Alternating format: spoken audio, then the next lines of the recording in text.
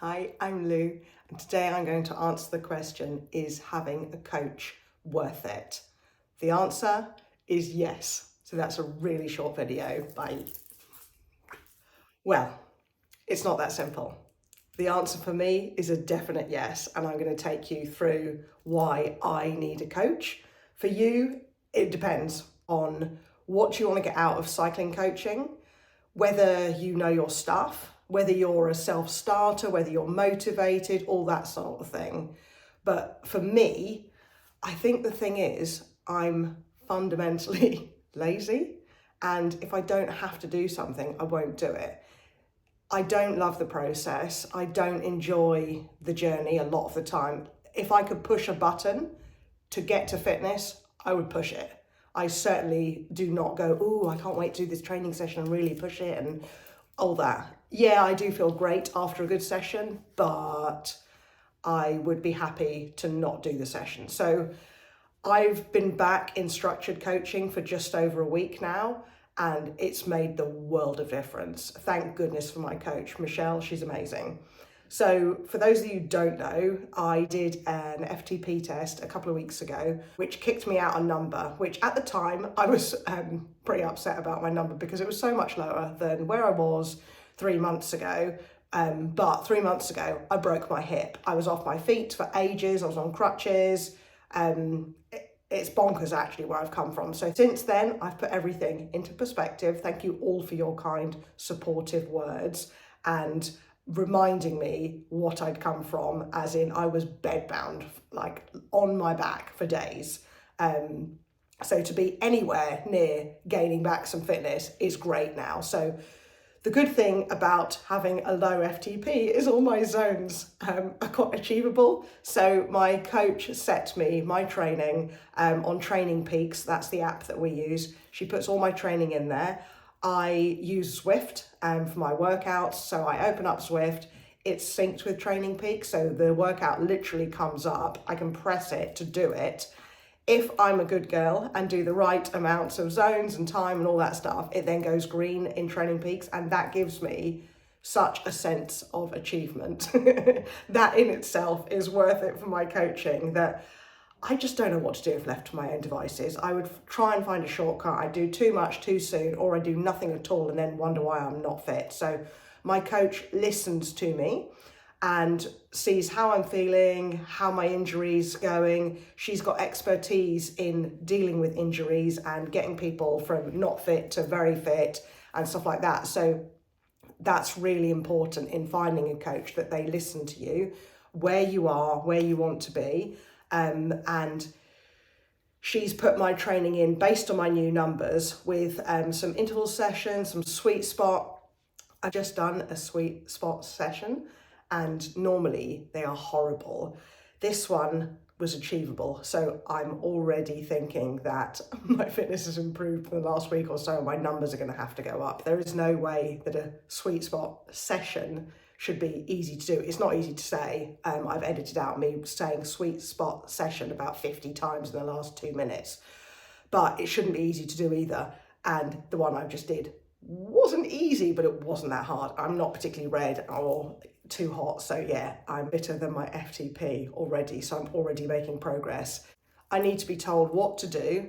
I need to be told how much to do, when to do it.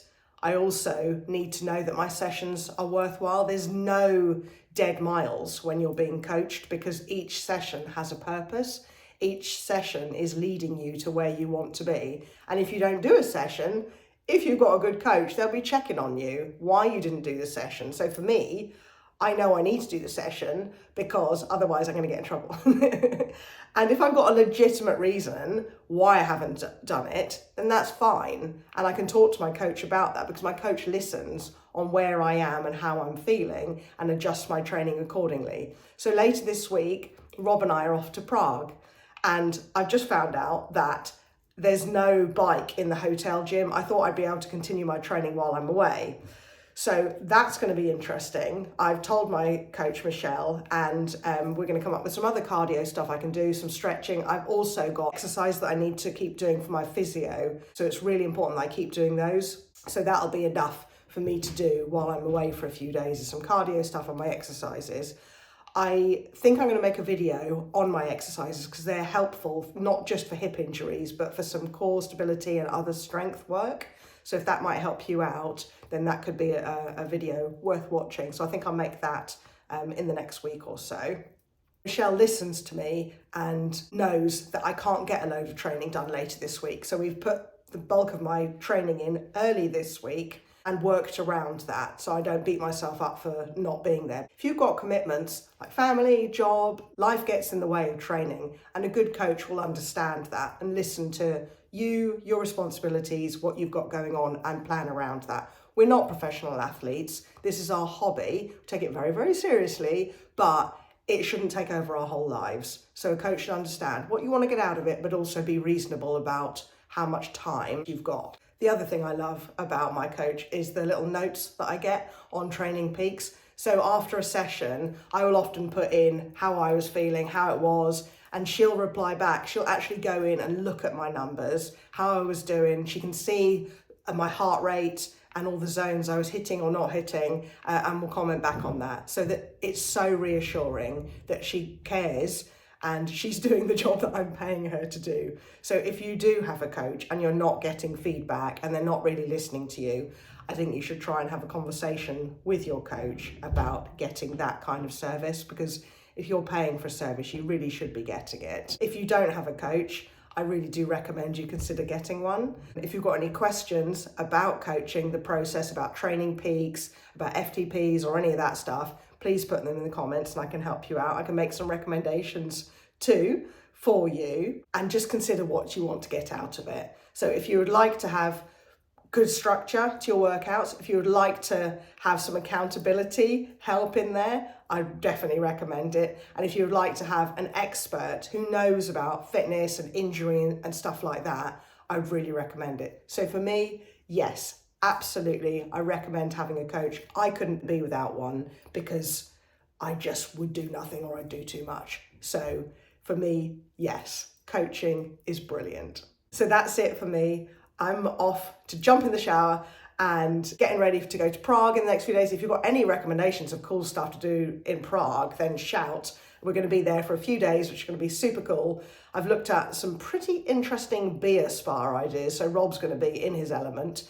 Looking at a brewery tour. I'm not sure I'm ready to go back to a brewery tour because I broke my hip last time I was in a brewery.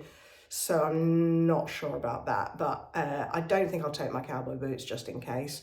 And yeah, so shout if you've got any cool Prague recommendations, and I will bring you a video of my physio exercises if that might help. Maybe a hotel gym workout video, who knows, I don't know what's going to be in the gym. I'm due another FTP test in the next week or so. That's going to be fun.